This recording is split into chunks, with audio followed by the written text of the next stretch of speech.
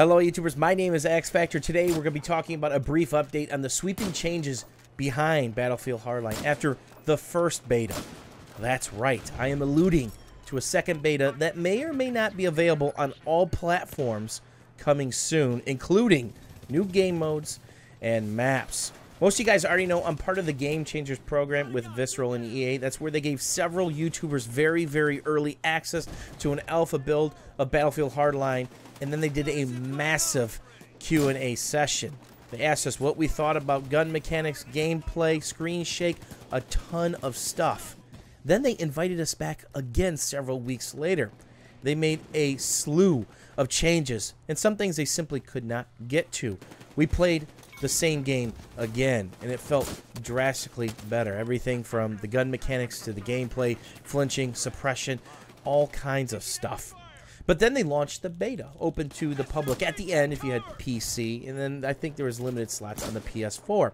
And this wasn't a placeholder beta like Battlefield 4, which it was a super buggy client. There was a ton of problems with the game, and there was never a patch, and nothing changed. There was very little, if any, feedback from the Battlefield 4 development team. But Visceral is on the opposite end of the spectrum, along with the community manager of Battlefield, putting out as much information as possible, including sweeping changes coming, called the CMW, the community's most wanted list. The developers behind Visceral and the team have talked about the actual feedback that they've gleaned from us, the gamers, as we talk about the good, the bad, the ugly behind Battlefield Hardline. And there's already some changes in the works, including movement. There's a lot of feedback about slow movement speed and feeling sluggish.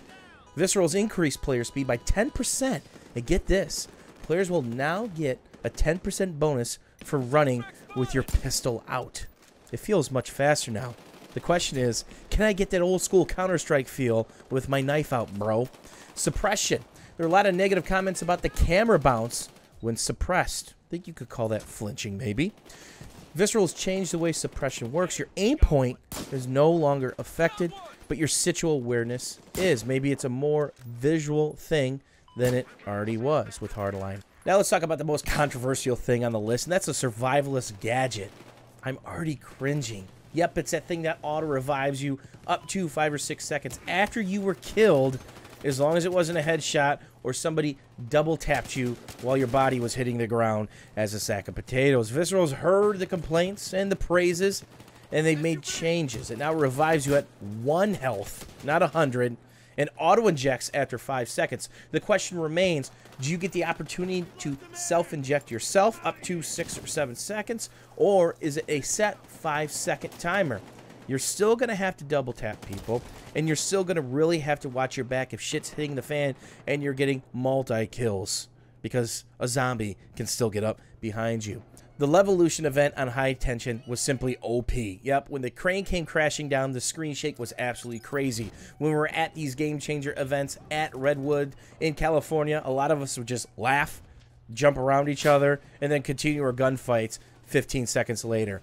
They are fixing that and tuning it down. Stairs in High Tension were bugged. This goes way back to when we played at our events. It forced you into the wall. You know, kind of felt like you were on a side angle, and that was pretty annoying. Elevated objectives. We've added some feedback to help you find the objective when it's above or below you. Special vehicles. Visceral's working on adding more special drivable vehicles like the fuel tank into all maps. We're also working on a handbrake for cars. Is that drifting, yo? Because that would be super handy to take some of these corners at speed, especially when you're being chased by big, nasty bearcats. Stuck vehicles.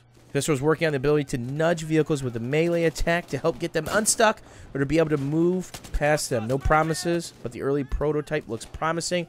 Looks like the knife mechanic from Battlefield 4. I can't tell you how many times our mobile spawn point was stuck, and it was a horrible spot, and it wouldn't auto-destruct if no one was near it like any vehicle would in Battlefield 4.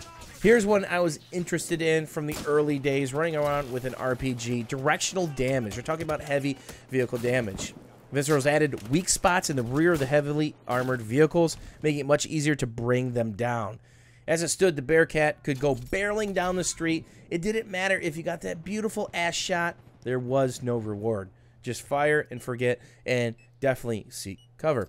Vehicle occupant lists. They're working on adding the bag carrier icon to the list of teammates inside your vehicle so that you can tell when the bag carrier gets in your vehicle, because the flashing text on the screen was simply not enough for most people.